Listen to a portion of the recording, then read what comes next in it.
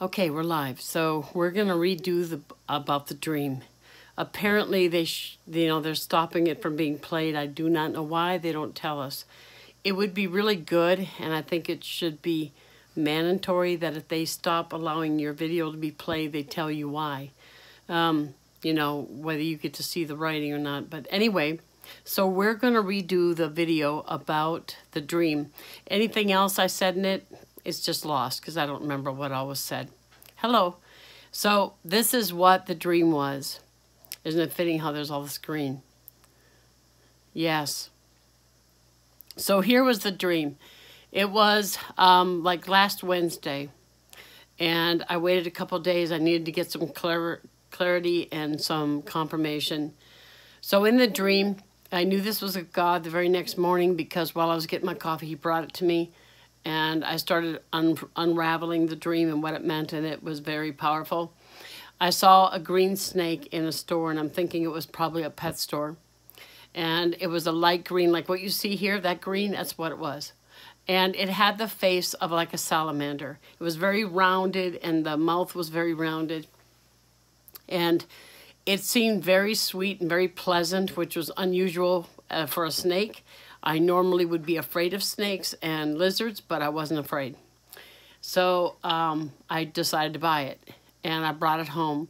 And I remember either setting it in my bed or something like you would your new puppy and playing with it and talking to it and petting it. Seemed very sweet, like I said. It tried to talk to me. I remember seeing its mouth opening and closing, trying to talk to me. Okay, so then at some point I had gotten up, and it was still sitting on the right side of the room. And suddenly it got down off of whatever it was on, whether it was a bed or a couch.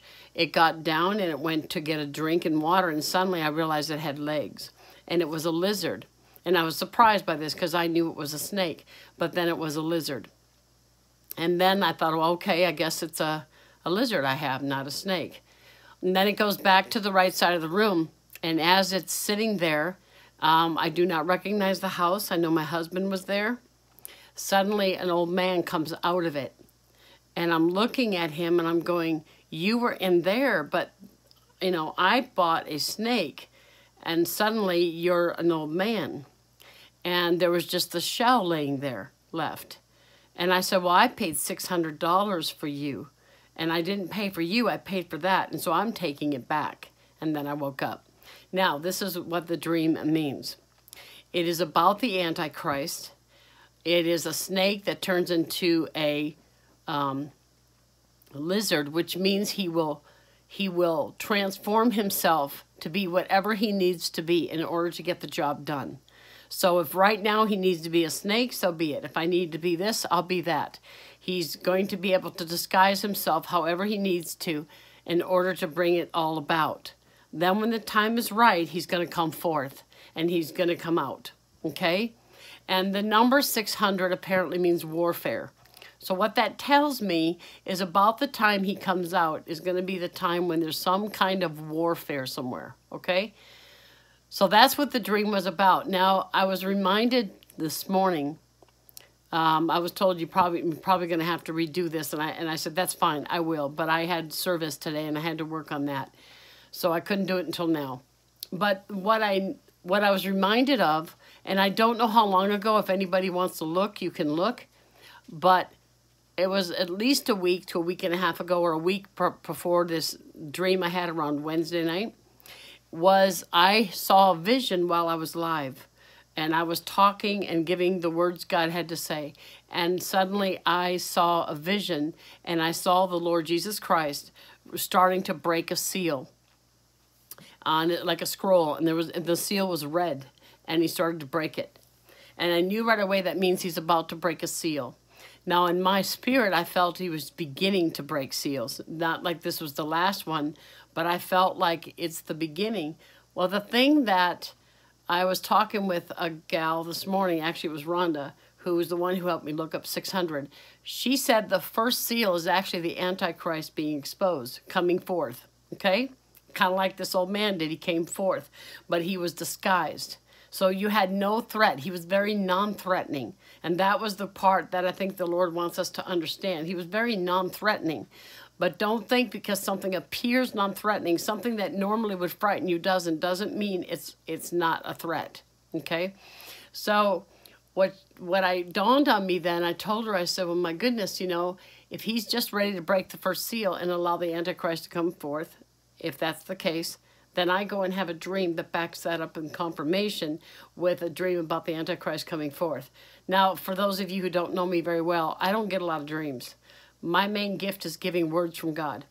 I don't get a lot of dreams, but when I do, the Lord makes sure, he always makes sure that they're short to the point or very focused. He focuses me on only what's important. And that's what we need.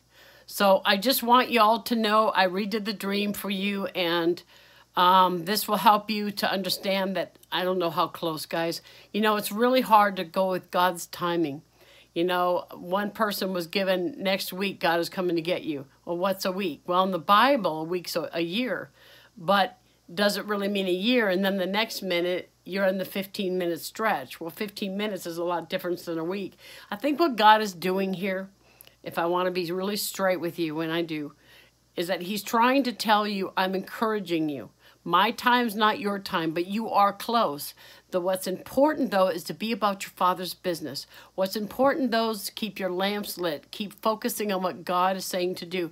Keep focusing on your walk. Keep focusing on getting closer yet.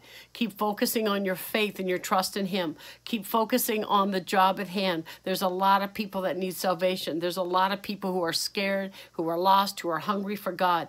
And you may be the only Jesus they know. And like I said, in this last word he gave me, you are being measured right now, and you need to be focused on everything you say and do is a message to somebody. And you need to understand, what is the message I'm sending? Am I sending the message of the love of God, and do I live it? What I say, I live. I don't speak one thing and walk another, okay? I love you guys. I pray y'all sleep well. Be blessed. Bye-bye.